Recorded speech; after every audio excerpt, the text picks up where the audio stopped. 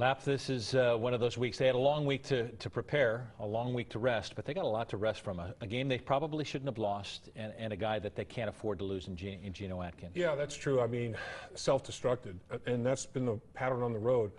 I'm really surprised they're 2-3, being -7 on the road in 5 road games in the turnover department. 10 giveaways, only 3 takeaways.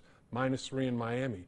When you're -3 on the road, you have no shot. And the fact that they came from behind 14, took a lead, and then didn't finish that football game, it's all about taking care of the football. That's what they have to do. Is there enough to deal with the losses? 8 guys now on defense on IR.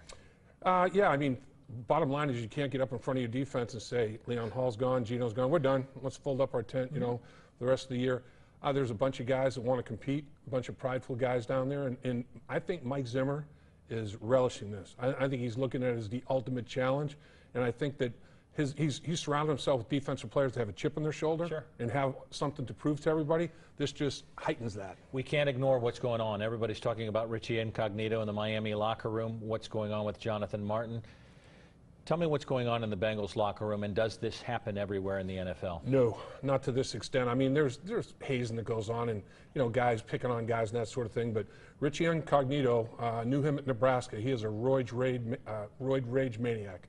And you got Martin, who's an intellect. You know, his parents both graduated from Harvard, and he from Stanford. So North and South Pole, and it got way, way out of control. There have to be boundaries to everything. And it's amazing to me that these two guys were playing right next to each other in the offensive line and literally hated each other.